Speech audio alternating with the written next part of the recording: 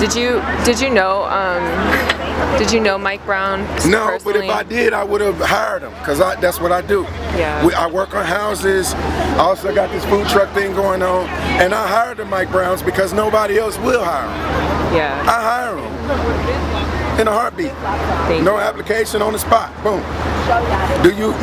Let's do some statistics real fast. They had about 500 police out here, right? Armed with tanks, assault rifles, all different types of weapons.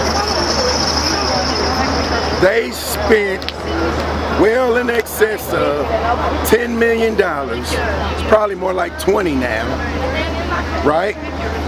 Doing, paying for regular time, overtime, hazard pay, fuel costs, munitions costs, you got to pay for that tear gas.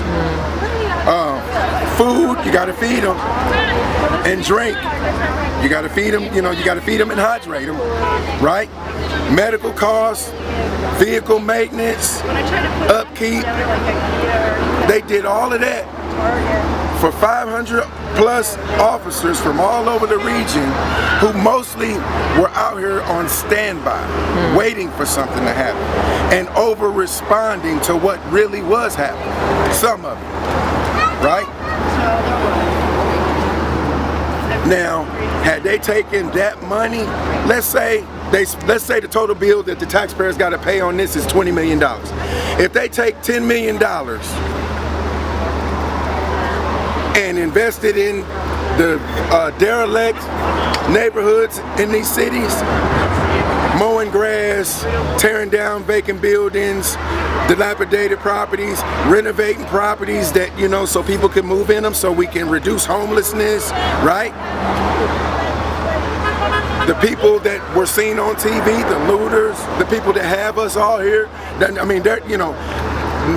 make no mistake about it, him killing Mike Brown has us all here. The protesters brought us out. The looters made it an international, global story. So if it weren't for the youth, these Mike Browns, if it weren't for the youth, we wouldn't all be here. It would have just been a few protests. The national correspondents would have never came. They could have covered it from New York or wherever they was stationed out of, and this story would be over. It's very true. But because of their actions, them saying we ain't going for that, and if we gotta loot this store, apologies to the owner, if we had to shut this whole city down, apologies to Ferguson, the residents, the kids that couldn't go to school, the parents who lost some time on work, causing a fear to the citizens, you know what I'm saying?